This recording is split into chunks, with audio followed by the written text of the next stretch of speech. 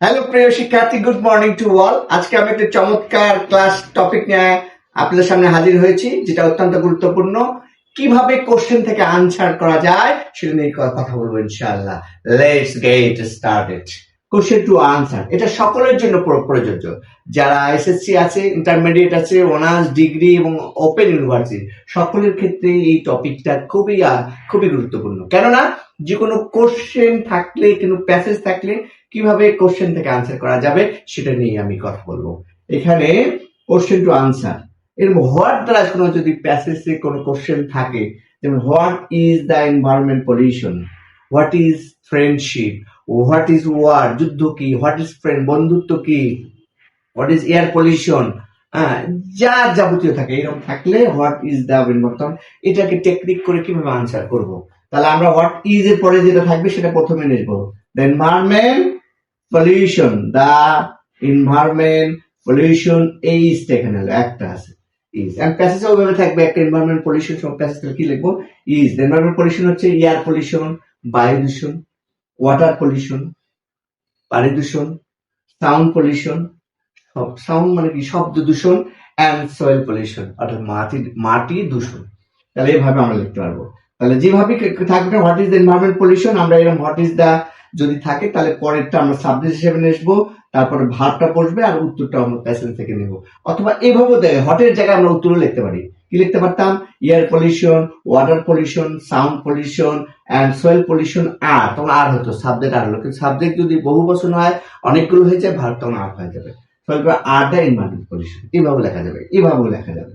তাহলে আমরা এটা সহজ, যে বি ভার্ব থাকলে এনভায়রনমেন্ট পলিউশনটা, তাহলে এখানে ভার্ব বসলো আর উত্তরটা আমাদের প্যাসেজ থেকে দিতে হবে। তাহলে এখানে air pollution, water pollution, sound pollution and soil pollution, যেহেতু অনেকগুলো একই জাতীয় শব্দ, যেমন ঢাকা, বরিশাল, খুলনা, তাহলে একই জাতীয় শব্দ হলে প্রত্যেকটার পরে একটা কমা বসে। যেমন এয়ার পলিউশনের উপরে একটা কমা, তারপরে ওয়াটার পলিউশন কমা, আর শেষে যে অ্যান্ড দ্বারা যুক্ত হলে তার আগে কোনো সেখান পর্যন্ত আর কমা হবে না, শেষে একটা ফুল স্টপ দিল। এভাবে অ্যান্সার করলে আমাদের ভালো মার্ক হবে, সকলের ক্ষেত্রে এটা পরিচিত। আবার এখানে যেহেতু ইজ দিয়েছি, what are the elements of environment. What মানে আর হয়, দ্য এলিমেন্টস মানে উপাদান, অফ এনভায়রনমেন্ট, এনভায়রনমেন্টের উপাদানগুলো কি কি, ছোটবেলায় পড়েছিলাম। তাহলে এটাও ভেবে লিখবো। আর এর পরে কি আছে? দা লিখলাম, এলিমেন্টস লিখলাম, অফ লিখলাম, এনভায়রনমেন্ট লিখলাম। আর এখানে আর কেন হলো? এলিমেন্টস আছে, অনেকগুলো এলিমেন্টস, অর্থাৎ অফের আগে যে থাকবে সেই অনুযায়ী ভাব বসে না। ক্লিয়ার? তাহলে এলিমেন্টস অফ দ্য এনভায়রনমেন্ট। আর আমাদের পরিবেশের উপাদানগুলো কি হচ্ছে?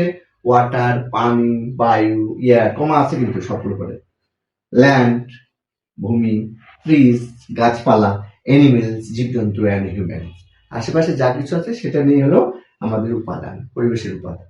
তাহলে প্রিয় শিক্ষার্থী, এভাবে যদি হোয়াট দ্বারা কোশ্চেন থাকে সাধারণত এবং ইজ ভার্ব থাকে, ইজ বা আর ভার্ব থাকে, তাহলে আমরা কিন্তু এভাবে আনসার করব।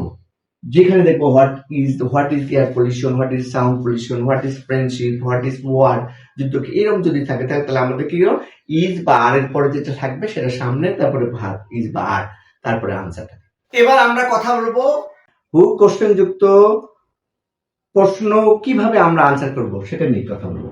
হু আর রেসপন্সিবল ফর করাপশন। হু মানে অর্থ হলো কে বা কারা কারা। হু আর রেসপন্সিবল ফর করাপশন, করাপশনের জন্য, দুর্নীতির জন্য কে কে কারা কারা দায়ী।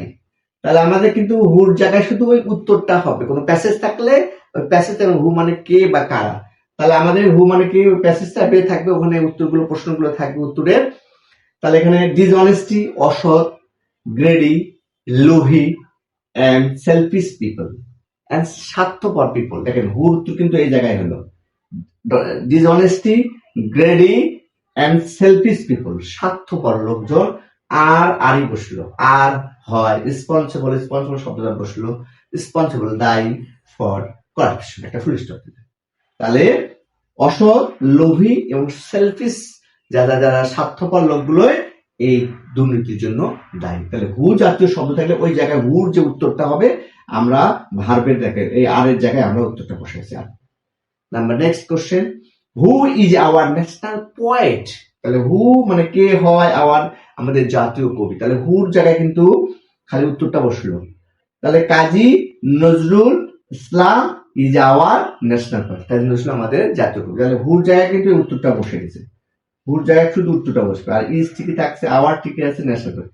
এরকম ক্ষেত্রে সব কোশ্চেন যদি হু জাতীয় এরকম থাকে, তাহলে হুর প্রথমে কিন্তু উত্তরটা বসবে। যেমন who is your English teacher, বা who is your English teacher of Gobindaganj government college, তাহলে নাম তার হবে Noor Mohammad Siddique is an English teacher of Gobindaganj government college.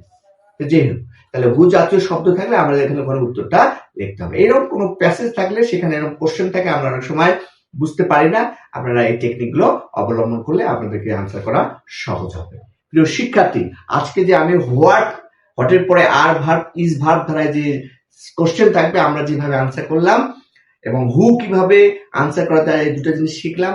আর পরবর্তীতে যেটা অন্য অন্য WH কোশ্চেন হতো কোশ্চেনগুলো, সেটা নিয়ে আলোচনা করবো ইনশাআল্লাহ। সে অপেক্ষায় ভালো থাকবেন, দেখা হবে। Thank you very much to all. আল্লাহ হাফিজ।